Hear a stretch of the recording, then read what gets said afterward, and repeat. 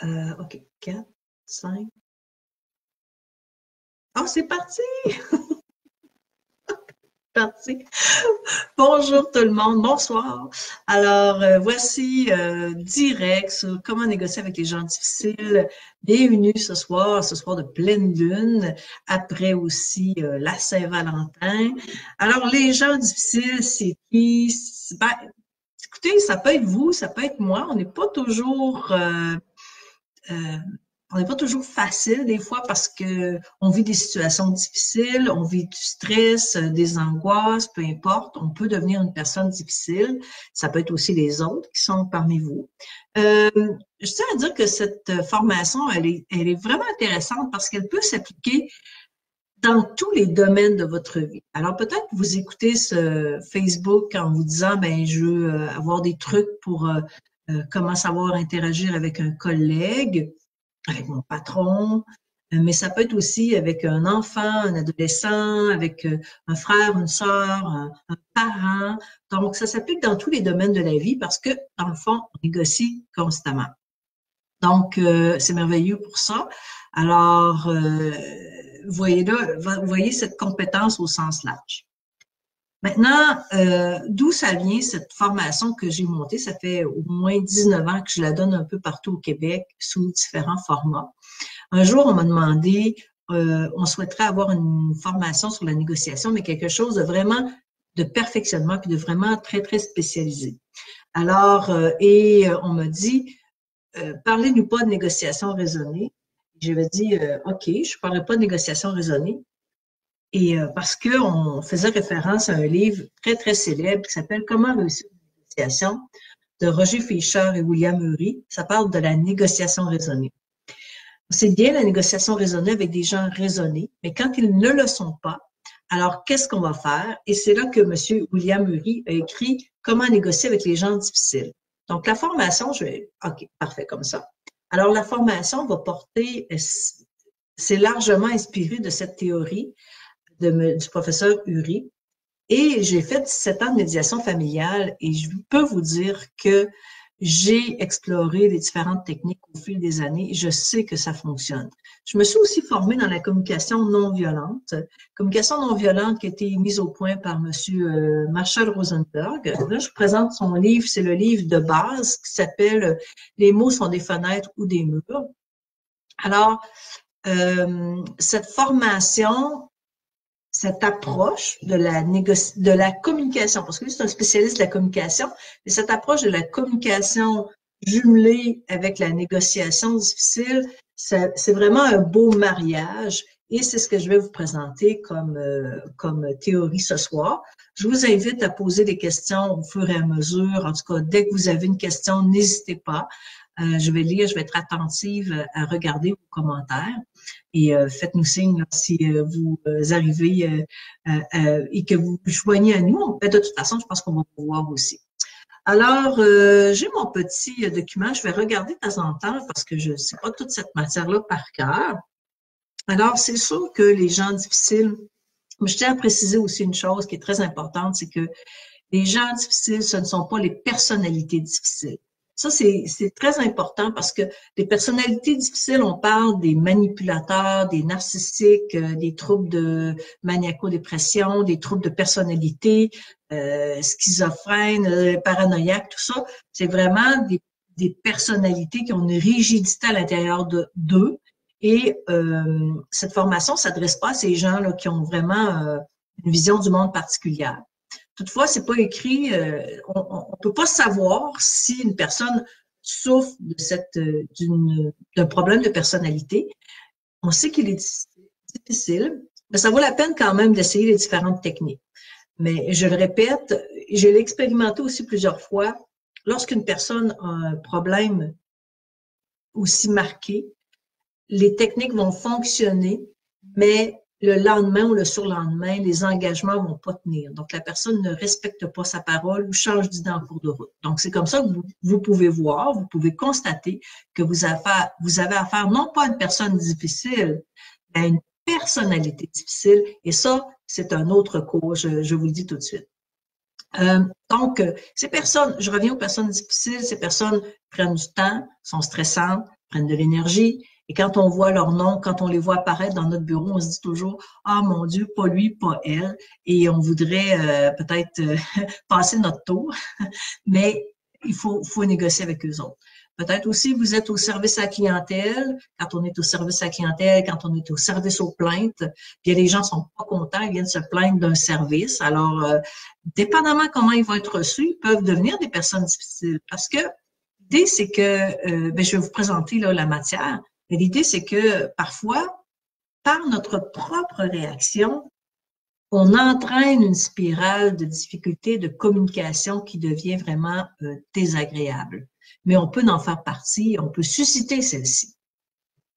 Le plan de la session, écoutez, c'est une formation qui est quand même, qui peut se donner, je l'ai dit tantôt, qui peut se donner sur une journée, 2 jours, avec des exercices et tout ça. Aujourd'hui, ce soir, je vais me concentrer sur 3 difficultés importantes qu'on peut rencontrer. Mais tout d'abord, je vais faire une petite mise au point. C'est que ce qu'on vise avec les personnes difficiles, ce n'est pas de les affronter ou de mieux les affronter pour faire en sorte qu'ils se ferment. C'est pas ça l'objectif. L'objectif, c'est plutôt de passer de l'affrontement, de la confrontation à la collaboration. Donc, si vous souhaitez avoir des techniques plus musclées pour les muscler et les museler, ben, écoutez, vous ne serez pas heureuse de regarder ce Facebook parce que c'est pas de ça qu'on va parler. Non, au contraire, c'est vraiment, ça va demander les techniques que je vais vous présenter qui fonctionnent. Je le sais, je les ai testées. Ça va demander vraiment beaucoup de maîtrise de soi et de stratégie. Donc, pour aider les personnes à changer leur attitude et à devenir moins confrontantes. C'est exactement ça. Et ça signifie qu'à quelque part, on va devoir faire un travail intérieur, on va devoir s'interroger sur comment on voit la situation, est-ce qu'on est capable d'avoir une maîtrise émotionnelle sur nous-mêmes. Parce que dans le fond, c'est une grande partie de toutes les stratégies que je vais vous montrer. Mais qu'est-ce qui fait qu'une personne est difficile dans une communication? Je vous amène à imaginer un iceberg. On voit souvent cette image, parce que l'iceberg, dans le fond, c'est quoi? La pointe de l'iceberg, c'est ce que la personne nous présente. C'est ce qu'elle semble difficile, c'est ce qu'on voit. On voit la pointe de l'iceberg. Mais ça, là, ça dit pas tout, mais c'est ce qui nous frappe. Il faut essayer de voir en dessous de l'océan, mais qu'est-ce qu'il y a? Il y a tout un monde ici, et c'est là qu'on va aller travailler. On va pas rester sur l'image de la pointe ou l'image de la difficulté que la personne nous projette. On va s'intéresser à, mais qu'est-ce qui peut se passer dans son océan intérieur, si je peux dire ça comme ça. Mais quels sont les obstacles? Alors, je vais vous nommer les 5 obstacles parce que M. Uri dit qu'il y a 5 obstacles principalement. Je brasse un peu les feuilles, désolé. Alors, il y a 5 obstacles. Le premier obstacle, c'est votre propre réaction. Alors, comment vous allez réagir? Premier obstacle. Deuxième obstacle, l'émotion de l'autre. Comment lui va réagir s'il est dans son monde émotionnel? C'est sûr que ça va rendre les choses difficiles. Troisième obstacle, c'est la position entêtée de l'autre. Alors, vous savez, quand on a l'impression qu'on fait affaire des fois on dit ça une tête de cochon, ça c'est une expression très québécoise, mais bon, quelqu'un de très entêté et très, très positionné. Alors ça, c'est le troisième obstacle. Le quatrième obstacle, c'est l'utilisation de stratégies difficiles, de tactiques, de techniques pour vous faire perdre pied. Et finalement, le cinquième obstacle, c'est l'exercice du pouvoir par l'autre. Mais comme on a 3/4 d'heure, 1 heure, dépendamment comment ça va se dérouler, tout ça, on va examiner ce soir les 3 premiers obstacles. Et c'est sûr que je vous donne l'essentiel, je vais vraiment à l'essentiel. Si vous voulez avoir plus d'informations, je vous suggère fortement de vous procurer le livre de Comment négocier avec les gens difficiles de William. Ben, la première des choses qui est très, très, très importante, c'est, il nous donne l'image suivante. Parce qu'on va faire des stratégies de contournement. Alors, si on voit une personne qui est difficile, on ne va pas rentrer dans la difficulté. Si vous avez une négociation qui est facile, vous commencez du point A, vous allez au point B. OK? Et donc, du A au point B, on va rencontrer des difficultés, mais ça va aller assez bien. C'est une négociation qui est facile. Mais quand la négociation est difficile, on va être obligé de faire des contournements. On peut pas arriver aussi directement. On va être obligé de peut-être ralentir le mouvement, être plus stratégique. En fait, c'est ce qui est demandé. C'est de la stratégie, c'est de la patience. Mais cette patience, elle est payante. En autant qu'on veuille bien jouer ce jeu et qu'on prenne cette situation comme un challenge, parce qu'on peut prendre des personnes difficiles comme vraiment des emmerdeurs, mais ça, c'est pas payant. C'est pas payant parce qu'on doit négocier avec ces personnes de toute façon. Alors, ce qui est proposé, c'est vraiment de... Je vous donne l'image suivante. Si vous voyez un mur, on va pas rentrer dans le mur, hein? On va prendre la porte qui est à côté, puis on va réussir. Alors, c'est ça. C'est de prendre ce temps pour vérifier qu'est-ce qui est là. Puis qu'est-ce que l'autre... Pourquoi l'autre est problématique? Mais ça, c'est un problème souvent qu'on voit en négociation, c'est que les gens... le négociateur, la plupart des personnes, on a tous ce réflexe, je l'avais moi-même, on réfléchit à ce qu'on va dire à l'autre et on ne l'écoute pas. En réalité, c'est qu'on n'est même pas en train d'écouter l'autre, on est en train de se dire, mais qu'est-ce que je vais lui dire pour lui faire changer d'idée? Donc, on est incapable de lire le problème qui nous est posé, on est incapable de le lire tout simplement parce qu'on n'est pas à l'écoute, on est dans son monde intérieur. Ce que je vous propose, et ça, c'est vraiment un changement de posture à l'intérieur, c'est vraiment de se dire, OK, je vais l'écouter attentivement, je vais taire ma petite voix intérieure et je vais l'écouter. Et comme ça, je vais pouvoir donner la bonne réponse. Je donne souvent l'exemple que j'ai vécu dans ma vie lorsque j'étais étudiante à l'université. La première année, j'étais à la faculté de droit de l'Université de Sherbrooke. Et ce qu'il faisait, c'est qu'il faisait un examen de 100 points. Donc, 40 heures de cours, un examen de 100 points. La première session, j'avais vraiment pas eu des bonnes notes, j'étais pas fière de moi. J'ai étudié davantage. Et la deuxième session, c'était un peu mieux. Mais il y avait quelque chose qui clochait. Et finalement, je suis allée lire les examens et je me suis rendu compte que je ne lisais pas bien les questions. C'est-à-dire que je ne prenais pas le temps de lire ces questions à plusieurs reprises et aussitôt que je croyais avoir une réponse, je répondais. Mais je répondais mal. Et dans le fond, le problème, la compréhension du problème est beaucoup plus importante parce qu'elle va, que mon savoir, parce qu'une fois que j'ai bien posé le problème, je peux donner la bonne réponse. Vous comprenez? Donc, c'est ça en négociation. C'est qu'est-ce que l'autre veut? Qu'est-ce que c'est ses besoins? Qu'est-ce que c'est ses intérêts? Pourquoi il vit ça? Pourquoi il est difficile? Et là, je vais pouvoir bien répondre. Donc, ce premier jet, c'est de se concentrer sur l'autre. Alors, ça, c'est pas évident. Maintenant, donc, je vous ai parlé de cette idée-là de pas foncer dans le mur, mais aussi des émotions. Donc, je vais faire un petit cours de neurosciences, mais très, je dirais, très vulgarisé. Et c'est ça, c'est le bon mot. En réalité, on a 3 centres de traitement dans le cerveau. Et ça, bon, la littérature est pas mal à cet effet-là. 3 centres, certains disent 3 cerveaux, mais moi, je ne veux pas parler de ça, je parle de centre de traitement. Quand l'information rentre, elle rentre par tous les sens, il y a plus que 5 sens aussi, là. Mais quand l'information rentre, elle est captée, elle est traitée dans un premier centre qui s'appelle le cerveau reptilien. Alors, le cerveau reptilien est vraiment à la base et c'est notre premier, lorsqu'il y a des centaines de milliers d'années, c'est vraiment le premier cerveau, parce que le cerveau a beaucoup pris de l'expansion hein, au fil des centaines de milliers d'années, mais c'était vraiment le premier centre qui s'est développé. Et celui-ci nous permet, c'est l'instinct de survie. Alors, c'est le réflexe animal. Ce centre de traitement veut faire en sorte que nous restions en vie. Alors, s'il y avait un mammouth qui arrivait, ben le mammouth, à ce moment-là, l'humain disait, je peux pas me battre contre le mammouth, je vais courir ou je vais me battre pour garder ma vie ou pour me nourrir, peu importe. Alors, le cerveau reptilien dit 2 choses, fuir ou combattre. C'est ce qu'il fait, puis il veut assurer notre survie.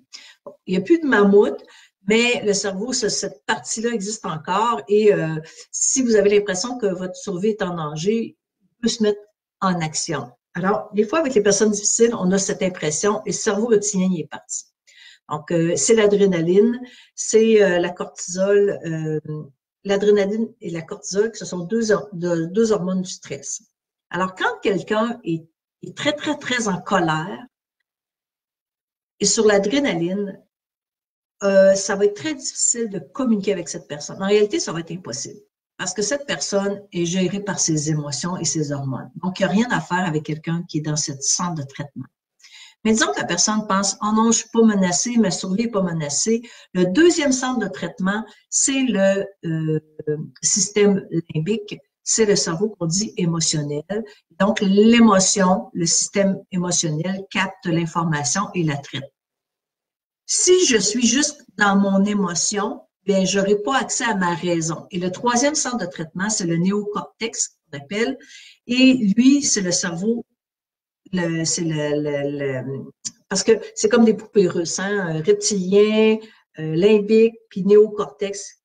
Et lui, ben, c'est là où sont les solutions. C'est là où on va trouver, c'est le langage de la raison, c'est le langage des mathématiques. Alors, quand le cerveau émotionnel et le cerveau reptilien, non, le cerveau, excusez-moi, le néocortex, le cerveau de la raison, l'émotion et la raison. Quand l'émotion et la raison sont capables de dialoguer ensemble, on trouve des bonnes solutions. C'est pas mauvais d'avoir des émotions, mais si ce n'est que les émotions qui nous gèrent, on ne trouvera pas de solution. Si ce n'est que la raison qui nous gère, ça va pas mieux non plus. Alors, les personnes qui ont une bonne intelligence émotionnelle sont capables d'avoir un bon dialogue entre ces deux centres de traitement. Pourquoi je vous parle de ça? Parce que, dans le fond, on va parler des deux premiers obstacles. On va parler aussi du troisième, mais dans les deux premiers obstacles, ce qui arrive, c'est les émotions. Si on ne gère pas ces émotions-là, on va avoir beaucoup, beaucoup de problèmes. Et c'est ça qui pose beaucoup d'obstacles dans la négociation. Donc, c'est pour ça, je donne souvent une image qui est la suivante. Imaginez, ça, c'est ma tête, j'ai 100% d'énergie, j'ai pas d'extension, j'ai pas un 120, j'ai juste 100%. Si dans mon énergie, il y a 80% qui est juste dans l'émotion, il me reste 20% dans mon rationnel. Ça va être difficile de trouver des solutions. Donc, il faut que l'émotion descende, OK, pour engager cette recherche de solutions. Alors, comme je le dis, c'est très simplifié, mais ça vient marquer l'essentiel de pourquoi on doit s'occuper des émotions. Voilà. Alors, et ça m'amène à vous parler aussi, ben, justement, parce que puisque j'en parle de ce fameux monde émotionnel, Marshall Rosenberg parle de l'importance des émotions, qu'on manque de vocabulaire affectif. Alors, et plus on pourra se connecter aux émotions et leur donner un nom, plus on pourra avoir accès à la raison et plus ça amène une maîtrise de soi.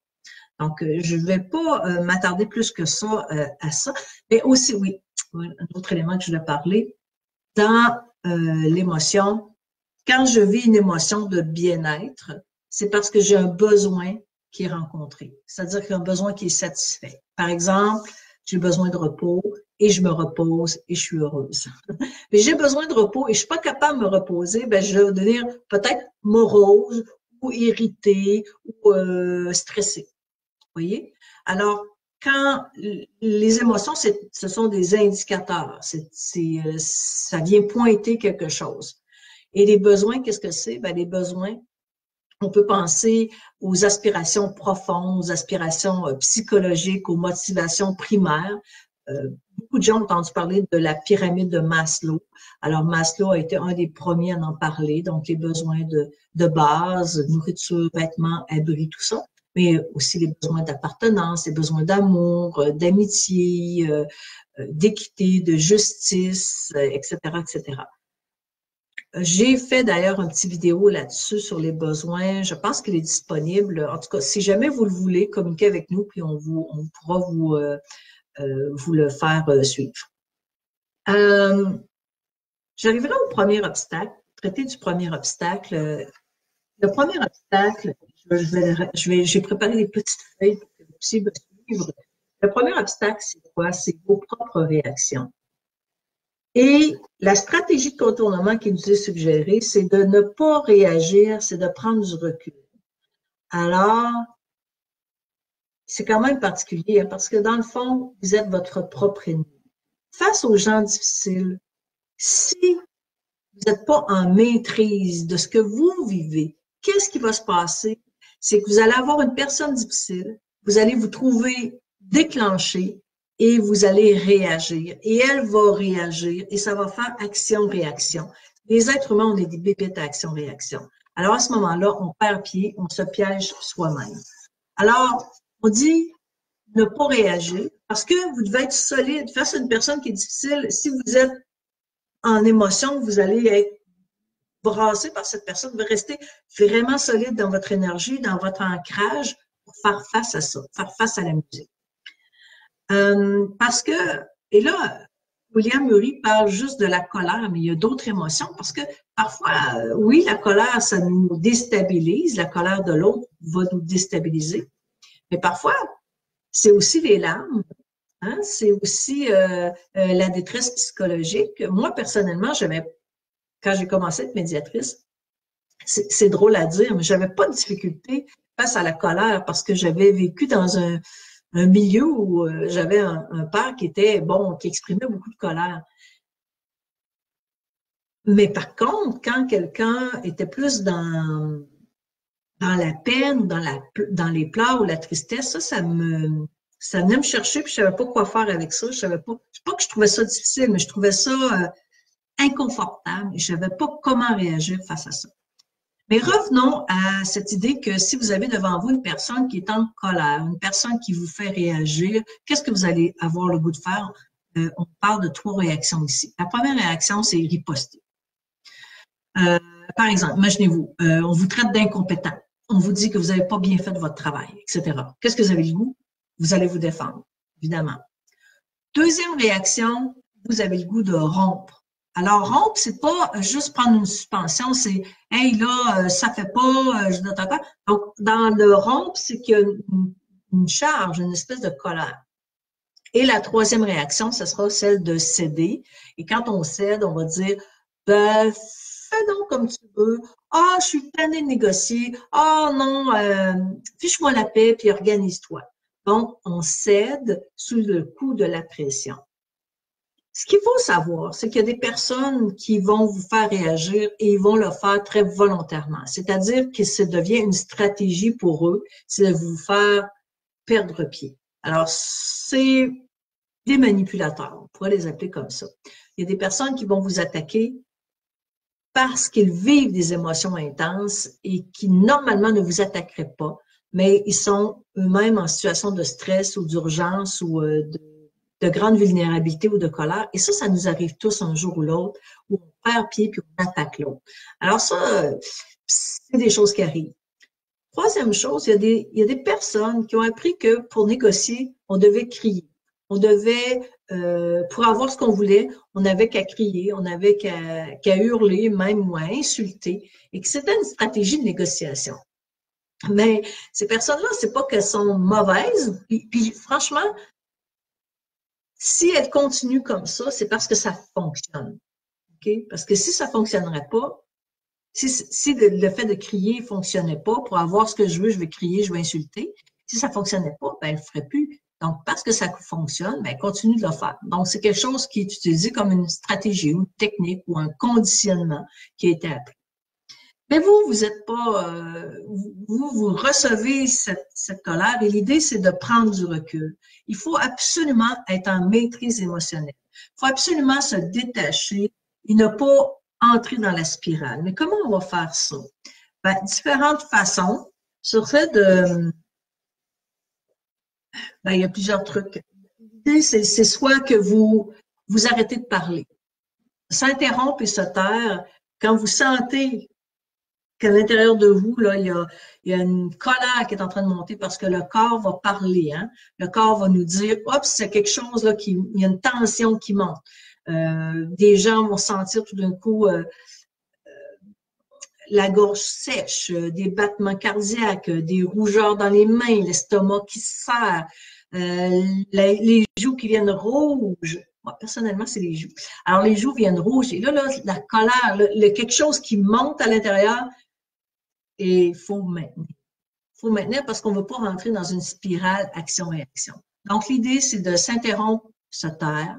Ça peut être de demander une suspension de la séance ou une suspension de la conversation. Ça pourrait être du genre, écoutez, monsieur, je vais vous reparler demain, on va se revoir. Une suspension, ce n'est pas rompre. Parce que dans une suspension, dans le fond, c'est qu'on se donne un rendez-vous à quelque part. On dit, on va se revoir, on va s'en reparler, OK? Alors que rompre, s'il n'y a pas de... Rompre, il y a une réaction négative. Quand on est dans la rupture, c'est plus confrontant. Donc, suspension de la séance. On peut se trouver une excuse. Alors, puis quand on est au téléphone, c'est sûr que ça va mieux qu'en personne. Parfois, en personne, c'est difficile de sortir d'une séance, mais au téléphone, ben écoutez, j'ai quelqu'un qui vient de me téléphoner, mon patron me regarde, je dois partir, etc. Donc, on peut se trouver des excuses ou on peut dire tout simplement la vérité. Alors, c'est sûr, selon les auteurs, quand on parle de communication non violente, on met sur l'authenticité, puis mais des fois, l'authenticité, ça ne nous tente pas toujours. Alors, c'est à soi de mesurer. On peut aussi demander, donc je vous ai donné là, 2 trucs, là, s'interrompre, se taire, demander une suspension, demander des nouvelles explications. Parfois, on va dire aux personnes, écoutez, qu'est-ce que vous voulez me dire exactement? Est-ce que je dois prendre ça en note? Ou vous écrivez, vous demandez un instant, je veux prendre le temps d'écrire. Et moi, je le faisais avec parfois mes enfants, mais je pense que tous les parents le font un jour ou l'autre. Quand un enfant dit quelque chose, ou un adolescent, peu importe, ou même un conjoint, peu importe, dit quelque chose, puis ça sort un peu bizarrement, plus ou moins adéquatement, ou plus ou moins d'une manière élégante, on peut demander, qu'est-ce que tu es en train de me dire? Tu peux-tu me répéter?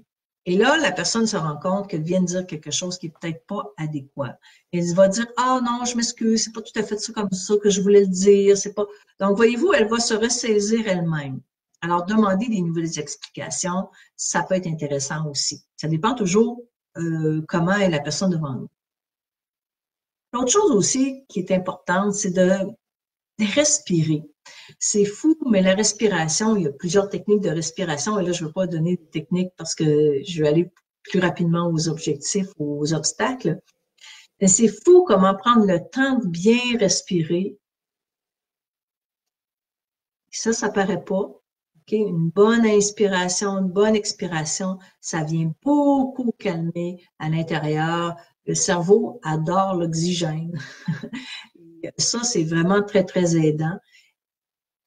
Et ça peut faire le travail, hein? Donc, ça, on n'oublie pas ça. Puis aussi, une autre stratégie, identifier qu'est-ce qui vous fait réagir. Est-ce qu'il y a des mots, des phrases qui vont vous choquer? Est-ce que lorsqu'on attaque votre compétence, ou on attaque votre nationalité, votre métier, votre profession, est-ce que ça vous fait réagir? Quand j'étais jeune avocate, puis j'étais fière, j'avais 22, 23 ans. Ah, je suis avocate. J'étais très fière d'être avocate. Puis on me disait, ah, les avocats, ta, ta, ta, ta. Puis là, moi, je suis là, mais j'ai rien fait. C'est comme, ça me faisait réagir. Ça me faisait, c'est pas que j'avais envie d'attaquer, mais j'étais plutôt comme désarçonnée. Là, je savais pas trop quoi en faire. Alors, qu'est-ce qui vous fait réagir? Est-ce que c'est quand on vous dit des choses? Est-ce que c'est quand on fait des tromperies? Quand vous avez l'impression qu'on vous ment en plein visage, qu'on fait des obstructions, que c'est toujours non, que c'est jamais oui? Est-ce que c'est ça qui vous fait réagir? Mais si vous détectez ce qui vous fait réagir, votre bouton sensible, comme je dirais, ben, essayez d'aller voir c'est quoi la blessure en dessous de ça, c'est quoi le besoin qui n'est pas répondu, puis comment je pourrais me désensibiliser à cette situation. Je parlais avec des amis qui étaient dans la fonction publique québécoise ou fédérale, et bon, vous savez, les attaques contre les fonctionnaires, les préjugés, tout ça. Mais à un moment donné, ils me disent, mais tu sais, Céline, ça nous fait plus rien parce qu'on s'est comme immunisé de ça, on s'est comme protégé à quelque part, donc on n'est plus dérangé, on n'est plus déclenché. Et ça, c'est une bonne chose parce que ça en fait des personnes qui sont plus efficaces. Alors, voilà pour les différentes techniques. Finalement, avant d'aller négocier, une bonne chose que vous pourriez faire, c'est de prendre votre pouls émotionnel. Est-ce que vous êtes Est-ce que vous êtes en pleine maîtrise de vos moyens? Est-ce que vous êtes en forme? Est-ce que vous êtes bien? Si vous êtes, vous allez commencer, mais c'est sûr que parfois les personnes difficiles nous approchent et on s'en attend pas, ou c'est un coup de téléphone, ou c'est une plainte d'un client, peu importe. Mais si vous allez vous préparer une négociation ou une rencontre, vous savez que ça va être difficile, et à ce moment-là, prenez soin de vous. Ayez déjà une bonne énergie à l'intérieur, peut-être d'appeler ces personnes le matin, si vous êtes une personne du matin, choisir la journée que vous pouvez, choisir le moment de la rencontre pour que vous soyez en forme pour rencontrer ces personnes. Parce que si vous êtes déjà comme épuisé, fatigué, ça va être difficile d'être en maîtrise de vous-même. Oui. Et on n'est pas des superwomen et des super, donc on a besoin de prendre soin de son énergie. Avant la négociation, comment je me sens? Pendant la négociation, comment je me sens? Est-ce que je sens la pression qui est en train de monter ou non si je suis en maîtrise? Et après la négociation ou après l'échange difficile, si vous avez réussi à vous maîtriser, à ne pas embarquer là-dedans, bien, félicitez-vous. Alors, soyez reconnaissant d'avoir eu cette victoire face à cette personne difficile parce que c'est un premier pas, hein? Et plus on s'habitue, plus on devient en maîtrise, plus on est content et on développe une confiance qu'on est capable d'y arriver. Alors voilà, ça c'est une autre chose M. Uri suggère, de ne pas prendre de décisions importantes dans le feu de l'action ou sous la pression. Parce que justement, ça peut être un piège. Les personnes qui sont difficiles vont tenter de vous mettre la pression pour que vous preniez une décision. Et ça, c'est un piège que je vous suggère d'éviter. Alors, de ne pas tomber dans ce piège. Je vais prendre une petite gorgée d'eau. Nous sommes au deuxième obstacle. Quel est le deuxième obstacle? Les émotions de l'autre.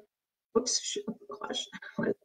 Alors, les émotions de l'autre, c'est quoi la stratégie de contournement? Ne pas discuter, passer dans son camp.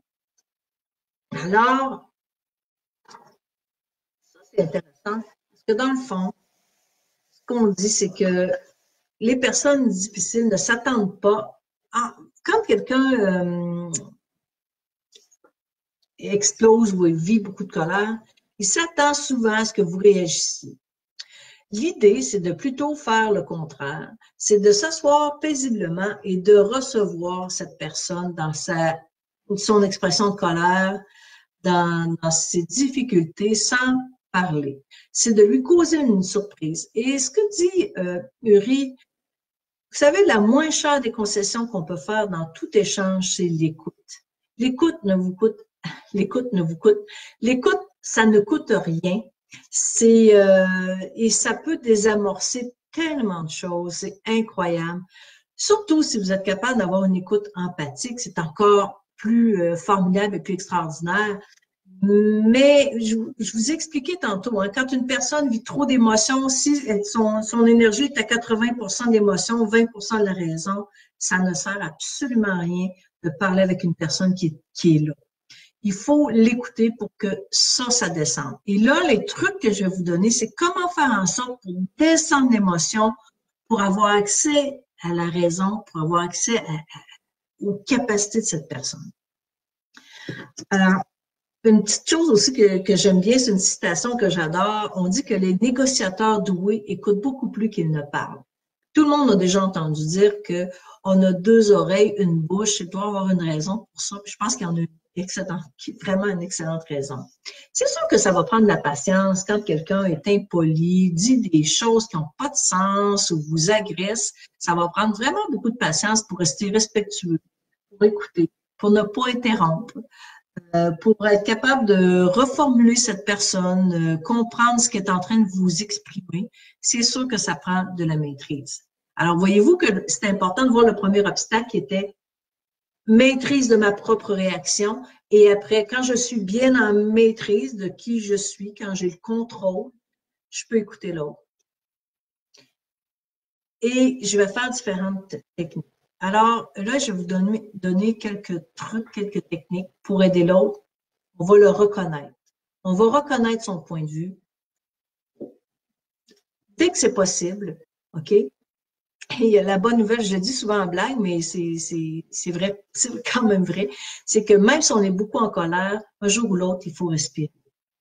On est tous pareils, on a besoin d'air et la personne va devoir interrompre parce que, OK, et là, vous pouvez parler. Mais si elle parle, c'est pas de la couper. Non, non, non, non. Vous restez tranquille. Hop, si la personne ne parle plus, elle vous regarde, elle attend quelque chose, et là, vous pouvez parler. Reconnaître son point de vue. S'il y a eu une erreur, si vous avez fait une erreur, si votre organisation a fait une erreur, si oui, soyez d'accord. C'est pas parce qu'on est d'accord sur une chose qu'on est d'accord sur l'ensemble. Alors, à chaque fois que c'est possible, soyez d'accord avec cette personne. Et ça vous coûtera rien. Ça ne veut pas dire que vous êtes d'accord avec tout ce qu'elle dit, mais ça, elle va se sentir entendue et compris. Donc, aussi, reconnaissez ses émotions, ses sentiments. Je ne sais pas moi si... ben justement, aujourd'hui, j'ai appelé parce que j'ai acheté des billets sur Internet, des billets, et j'avais des billets de théâtre. Et j'avais un code de rabais, mais je l'ai pas vu que ce code de rabais fonctionnait pas. Et j'ai appelé pour avoir un remboursement. Mais je me suis sentie compris parce que la personne a dit, ah oui, je comprends que c'est décevant pour vous. Ah, bon, OK. Donc, voyez-vous, ça m'a, je n'étais pas agressive, là, je tiens à vous le dire, mais ça m'a comme, ah tiens, c'est un bon service à clientèle. Donc, je comprends votre déception, je comprends votre stress. Ah oui, vous êtes irrité. Ah, c'est pas facile. Ben oui, c'est stressant. Ah, ça doit être fatigant. Quand on nomme des émotions, puis on peut se tromper, hein, on peut pas nommer la bonne chose, mais l'important, c'est de tenter de se connecter à ce que l'autre vit devant nous et de nommer quelque chose. Ou est-ce qu'il y a besoin? C'est quoi ces besoins? Ah, vous aimeriez davantage comprendre. Est-ce que vous avez besoin de plus de temps? Avez-vous besoin d'aide? Avez-vous besoin de soutien? Ah, vous aimeriez avoir de la collaboration. Voyez-vous, si je vais chercher les besoins profonds que la personne vit et que je lui nomme ou que je lui suggère, ben, elle va sentir que je suis à l'écoute de ce qu'elle est en train de me dire. OK? Donc ça va être payant aussi. Puis je peux me tromper, je peux nommer la mauvaise chose, je pourrais dire, est-ce que vous avez besoin de soutien? Puis la personne me dirait, non, non, j'ai juste besoin de temps. Et c'est pas grave, parce qu'elle sait que je suis intéressée à la comprendre profondément. Et ça va marquer le point. Autre chose qu'on peut faire aussi, c'est de présenter des excuses. Alors, on oublie que les excuses ont souvent un baume. C'est comme un baume sur une blessure parce que, vous savez, si les gens sont en colère, il y a peut-être une raison. Puis ils ont peut-être raison d'être en colère. Ben, je veux pas glorifier la colère, là, mais je veux dire, si une simple excuse peut désamorcer plein de choses, mais à quelque part, ça vaut la peine. Puis ça se peut que ce soit votre organisation. C'est peut-être pas votre faute à vous, c'est peut-être pas une erreur que vous avez faite, mais ça vient de l'organisation. Mais qu'est-ce que c'est de reconnaître qu'il y a eu des erreurs dans un dossier? Qu'est-ce que c'est de reconnaître qu'il s'est passé des choses qui n'auraient pas dû se passer? Je pense que c'est la moindre des choses. Et vous savez, ça peut être vraiment intéressant. Je ne sais pas si vous avez reçu des excuses dernièrement, mais vous êtes peut-être en mesure de le ressentir comme ah, OK, donc ça apaise aussi, c'est déstabilisant. Donc, ça, c'est une bonne chose. Être d'accord, autre élément, être d'accord chaque fois que c'est possible. Être d'accord sur oui, c'est vrai, vous avez raison là-dessus, oui, nous sommes tout à fait d'accord avec vous sur tel élément. Donc, parfois, il y a beaucoup de choses qui séparent les gens, mais il y a des choses qui les unissent. Puis, je vais vous donner l'exemple suivant. C'est un père, une mère qui sont en conflit pour la garde partagée de l'enfant ou ils veulent pas la garde partagée, peu importe, ils sont vraiment en conflit. Mais il y a une chose sur laquelle les parents s'entendent tout le temps, c'est sur le bien-être de l'enfant. ce que les parents veulent, c'est que leur enfant soit heureux, heureuse. Ça, ils sont vraiment, vraiment d'accord là-dessus. OK? Malgré tout ce qui va se passer au travail. Alors, ça, voyez-vous, c'est un point d'ancrage et c'est un point de reconnaissance sur, oui, on est d'accord sur quelque chose. Dans un climat de travail, quand ça va mal, quand tu as des collègues qui sont en difficulté ou en conflit, ben, je peux vous dire une chose parce que je m'occupe aussi de ces dossiers de conflits de harcèlement, conflits au travail, dossiers de harcèlement psychologique. Ben, la plupart du temps, les gens me disent, je veux avoir la paix. Je veux que ça cesse. Je veux avoir du plaisir au travail. Je veux avoir du respect. Alors ça, c'est un point, tout le monde est d'accord. Comme médiatrice, c'est évident qu'on travaille tout le temps là-dessus. En fait, c'est un ancrage qui est vraiment important. Donc, être d'accord chaque fois que c'est possible. Accumuler les oui. Le oui, c'est un mot d'adhésion, ça crée de l'adhésion. Et pour avoir un oui, ben c'est pas compliqué, c'est une question fermée où on est sûr d'avoir un oui. Puis ça peut être des oui très simples. Par exemple, est-ce que vous seriez d'accord à nous faire une recommandation? Oui. Est-ce que vous aimeriez avoir plus d'informations? Oui. Est-ce que c'est votre adresse? Est-ce que c'est la bonne adresse? Oui. Voyez-vous, ça peut être des oui très simples, mais c'est dans l'inconscient et ça va créer quelque chose du genre de l'adhésion, ou en tout cas un discours plus positif. On peut aussi se mettre sur la même longueur d'onde. Donc, la même longueur d'onde, c'est qu'on utilise tout simplement les mêmes mots, le même langage. Si on parle avec quelqu'un qui est technique, on parle de technique. Ça peut être au niveau vestimentaire, ça peut être au niveau on appelle ça en programmation neurolinguistique, c'est quelque chose qui est très, très étudié. On appelle ça de la synchronisation. Voyez-vous, c'est un réflexe très, très normal. Hein? Par exemple, les adolescents sont très synchronisés entre eux. Ils vont s'habiller sensiblement de la même façon, vont avoir le même discours, vont écouter la même musique. Alors, ce que ça fait quand les gens se synchronisent, ça peut être très naturel, quand c'est fait, ça crée une alliance au niveau de l'inconscient.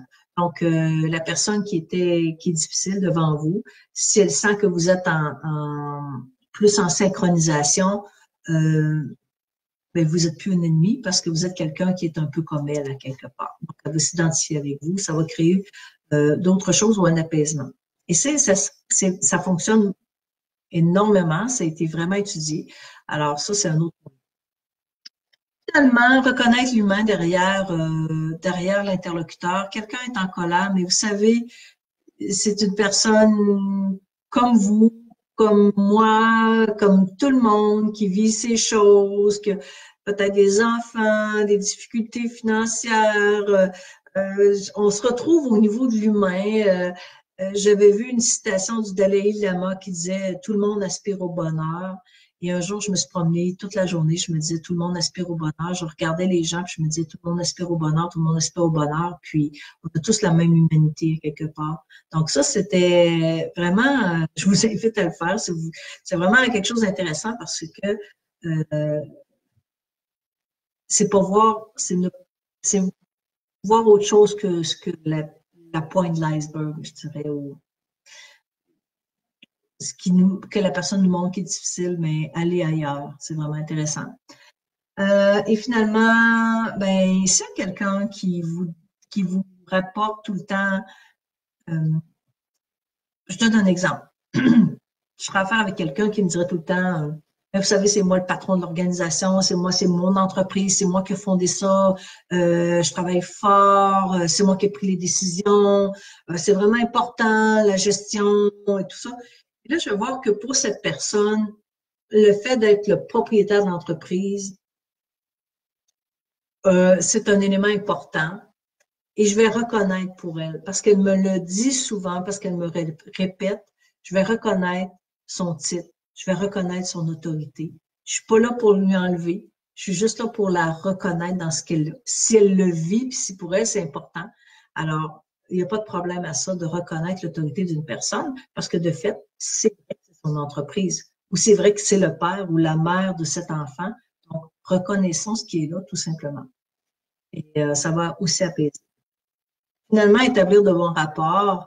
Ce que les gens aiment beaucoup, c'est qu'on se rappelle de petites choses. Par exemple, vous avez un client qui, vous savez, qui fait du ski alpin, vous savez qu'il a passé à travers une grosse maladie, ou encore il y a des petits-enfants ou des trucs comme ça. Les gens aiment, apprécient qu'on se rappelle des petits détails de leur vie. Alors, avant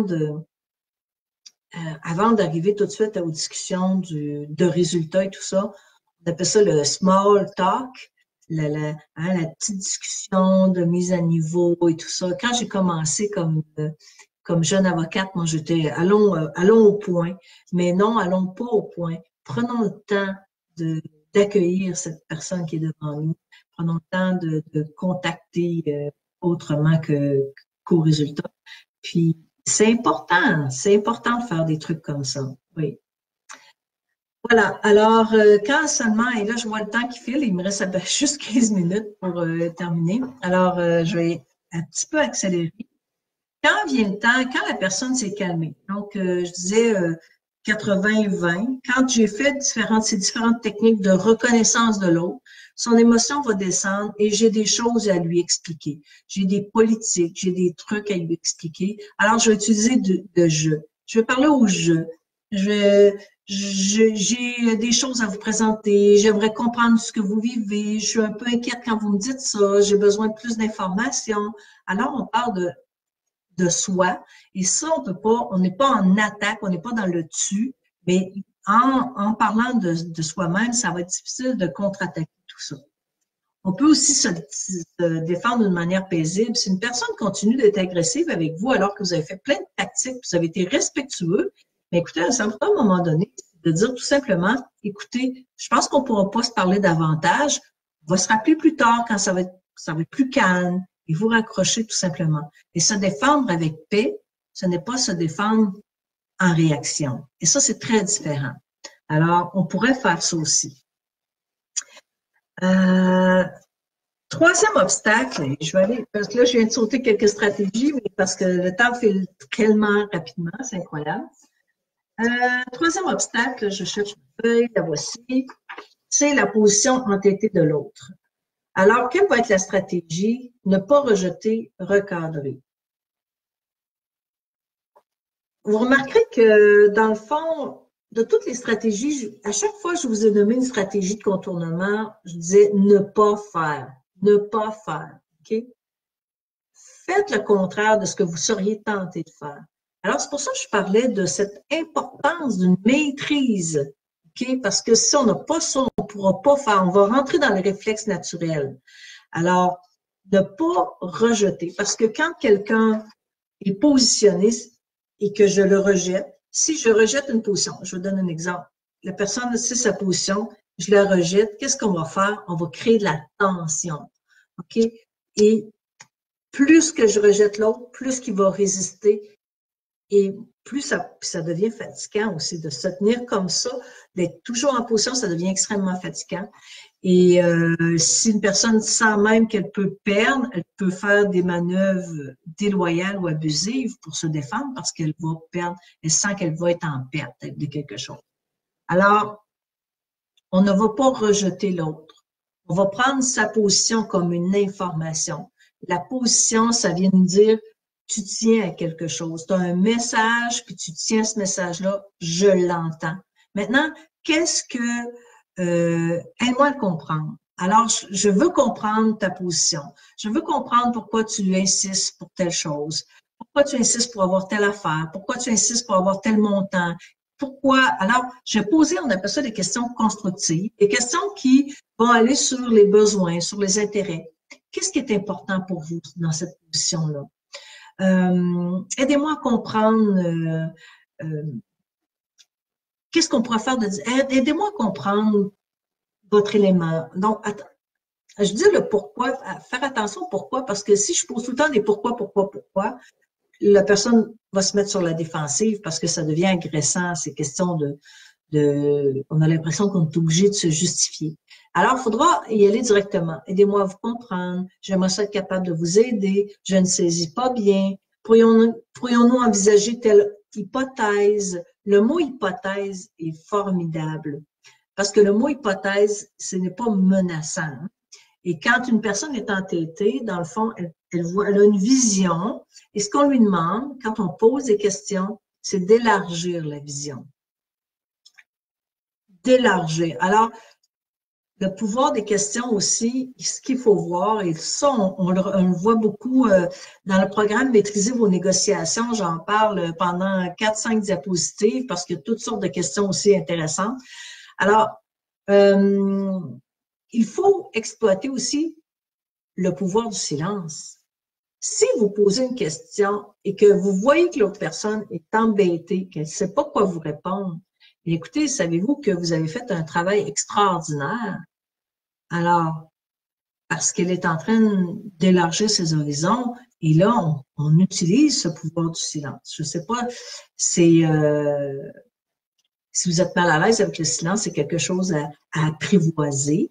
C'est quelque chose qui est par ailleurs très, très payant. Une fois qu'on comprend son immense pouvoir, c'est pas pour créer du malaise, c'est juste pour laisser l'autre réfléchir, penser, prendre conscience. Et ça, c'est payant. On va se demander aussi, quand les gens sont sur position, qu'est-ce qu'on pourrait faire de différent? Il faut être créatif, imaginer des options, suggérer différentes façons de faire. Est-ce qu'on pourrait, je sais pas, je donne des idées, est-ce qu'on pourrait avoir un nouveau partenaire? Est-ce qu'on pourrait faire la théorie des petits pas, faire des compromis? Alors, on peut suggérer des options différentes pour essayer de faire bouger la position. On peut aussi avoir recours à des critères qui sont extérieurs à nous, indépendants ou qui ne dépendent ni d'un ni de l'autre. On appelle ça des critères légitimes. Par exemple, on voit ça dans le domaine des négociations collectives. Qu'est-ce qu'on va parler? On va parler du taux de l'inflation. Bon. Alors, on veut tel pourcentage, c'est le taux de l'inflation. Ça ne dépend pas du patron, ça ne dépend pas des syndiqués, hein, ça dépend de quelqu'un d'autre. Par exemple, quand on négocie pour l'achat d'une maison, on voit ça aussi souvent des conjoints qui, un veut acheter la maison, l'autre veut la vendre, on ne s'entend pas sur les prix. On va faire affaire avec un expert indépendant, on va payer cet expert et il va venir nous donner un prix. On peut faire ça pour l'acquisition d'une entreprise aussi. Alors, voyez-vous, on va chercher des éléments extérieurs qui vont nous aider à se relier ou rallier, peut-être rallier à un autre point. Finalement, quand on veut recadrer, parce que dans le fond, négocier cette troisième stratégie, oui, c'est ne pas rejeter, recadrer. Ah, j'ai oublié de parler du mot recadrer.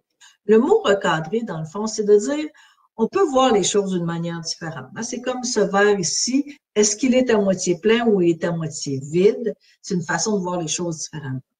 Alors, qu'est-ce que dans une situation, comment on peut la recadrer pour essayer d'aller ailleurs que sur le maintien de cette position? Qu'est-ce qu'on peut faire? Qu'est-ce qu'on peut voir de manière différente?